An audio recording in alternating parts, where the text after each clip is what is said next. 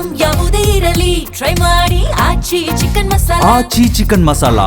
ರಾಜ್ಯದಲ್ಲಿ 2 ಕ್ಷೇತ್ರಗಳಿಗೆ ಸಂಬಂಧಪಟ್ಟಂತೆ ಉಪಚುನಾವಣೆಯ ಕಾವು ದಿನೇ ದಿನೇ ಜಾಸ್ತಿ ಆಗ್ತಾ ಇದೆ. ಸರ್ಕಾರ ಮತ್ತೊಂದು ಹೆಜ್ಜೆ ಮುಂದಕ್ಕೆ ಹೋಗಿ ದಲಿತ ಮತಗಳನ್ನ ತನ್ನತ್ತ ಸೆಳೆಯೋದಕ್ಕೆ ಹೊಸದೊಂದು ತಂತ್ರಗಾರಿಕೆಯನ್ನ ರೂಪುಗೊಳಿಸಿದೆ ಅನ್ನೋದರ ಡೀಟೇಲ್ಸ್ ಸದ್ಯ ಸಿಗ್ತಾ ಇದೆ. ಅದು ಒಳ ಮೀಸಲಾತಿಯ ವಿಚಾರ.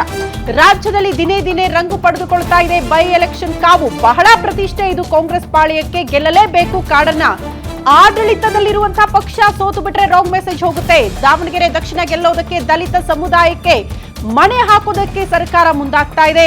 ದಲಿತ ಮತಗಳನ್ನ ಪಡೆದುಕೊಳ್ಳೋದಕ್ಕೆ ವಿಶೇಷ ಘೋಷಣೆ ಮಾಡಬೇಕು ಅಂತ ಪ್ಲಾನ್ ರೂಪುಗೊಂಡಿದೆ ಅಂತೆ. ಒಳ ಮೀಸಲಾತಿ ವಿಚಾರವಾಗಿ ಇವತ್ತೇ ವಿಶೇಷ ಘೋಷಣೆ ಆಗುವ ಸಾಧ್ಯತೆ ಇದೆಯಾ? ಕಾರಣ ಬಹಳ ದಿನಗಳ ಬೇಡಿಕೆ, ಬಹಳ ದಿನಗಳ ಹೋರಾಟ. ಬಲಗೈ ಸಮುದಾಯದ ವಿರೋಧದ ಮಧ್ಯೆಯೂ ಕೂಡ ವಿಶೇಷ ಘೋಷಣೆ ಆಗಬಿಡುತ್ತಾ ಅನ್ನೋದು ಕುತೂಹಲ ಇದೆ. ಘೋಷಣೆ ಮಾಡಲಿರುವ ರಾಜ್ಯ ಕಾಂಗ್ರೆಸ್ ಉಸ್ತುವಾರಿ ಸುರ್ಜೇವಾಲಾ ಅವರ ಕಡೆಯಿಂದ ಅನೌನ್ಸ್ ಮಾಡಿಸಬೇಕು ಅನ್ನುವಂತಹ ಪ್ಲಾನ್ ಅಂತೆ. ದಲಿತ ಸಮುದಾಯದ ಚುನಾವಣಾ ಪ್ರಚಾರ ಸಭೆಯಲ್ಲಿ ಇವತ್ತು ಅನೌನ್ಸ್ ಆಗುವ ಸಾಧ್ಯತೆಗಳಿದ್ದು, ರಾಜ್ಯ ಸರ್ಕಾರದಿಂದ ಒಳ ಮೀಸಲಾತಿ ನೀಡಲಿದೆ ಅನ್ನೋ ರೀತಿಯಲ್ಲಿ ಏನಾದರೂ ಘೋಷಣೆಗಳು ಆಗ್ಬಿಡುತ್ತಾ ಸುರ್ಜೇವಾಲಾ ಅವರು ಬಂದಂತಹ ಸಂದರ್ಭದಲ್ಲಿ ಅನ್ನೋದು ಸದ್ಯ ಇರುವಂತಹ ಕುತೂಹಲ.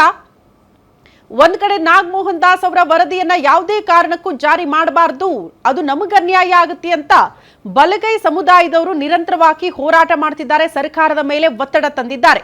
ಹಂಗಾಗಿ ಅವರ ವಿರೋಧದ ಮಧ್ಯದಲ್ಲಿ ಇವತ್ತು ಮತ್ತೇನಾದ್ರೂ ವಿಶೇಷ ಘೋಷಣೆಗಳು ಬೇರೆ ರೀತಿಯಲ್ಲಿ ಆಗ್ಬಿಡುತ್ತಾ ಸರ್ಕಾರದಿಂದ ಅನ್ನೋದು ಕುತೂಹಲ ಇದೆ.